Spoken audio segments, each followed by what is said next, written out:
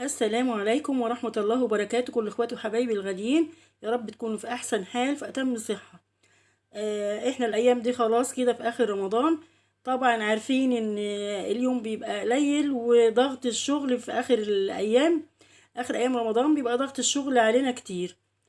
فطبعا انا عايزة اعمل اكلة سريعة بقى كده. هعمل معاكم اكلة سريعة مش هتاخد معايا وقت،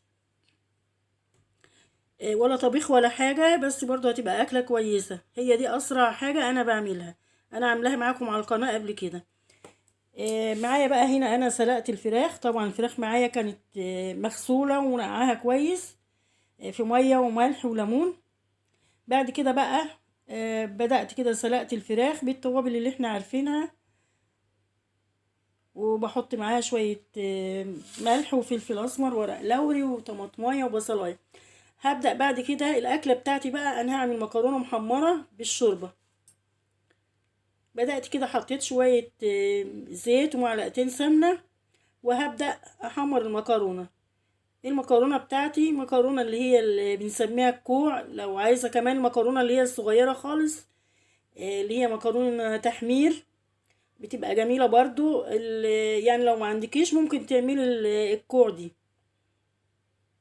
يعني انا قلت اكله على السريع كده. هي بصراحه الاكله دي دايما لما ببقى مستعجله او ما عنديش وقت او تعبانه دايما بعمل الاكله دي. هنا بدات احمر المكرونه بقى. هفضل كده لغايه ما توصل اللون الذهبي. كمان وانا بحمرها بضيف ليها شويه كزبره مع كمون مع فلفل اسمر مع الملح.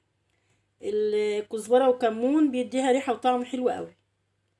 وكمان ببقى مقطعه معاها طماطمايه كده مكعبات وهي بتتحمر زي ما انتوا شايفين كده. وهعملها معاملة الرز كده. بقى هضيف ليها الشوربة تبقى مغطياها كده يعني حوالي قيرتين. وبعد كده ببقى حطاها على نار عالية. لما بتبدأ تشرب الشوربة تقل منها، او خلاص نشفت من الشوربة ما استوتش واحتاجت شوربة تاني بضيف لها، بس ببقى مهدية عليها النار لغاية ما تستوي. وكمان معايا بقى الفراخ كده استوت وطلعتها كده وبحمرها. يعني انا بعمل كل حاجة مع بعضها يعني. والاكل بتاعي كده جاهز. عملت جنبها بقى شوية سلطة خضراء وعملت شوية ملوخية ناشفة. اكلة سريعة الحقيقة وبتبقى جميلة جدا، هتوفر لك وقت وجهد. اتمنى يكون الفيديو عجبكم، واللي عجبه الفيديو اتمنى لايك حلو واشتراك في القناة. تنوروني والقاكم بخير ان شاء الله.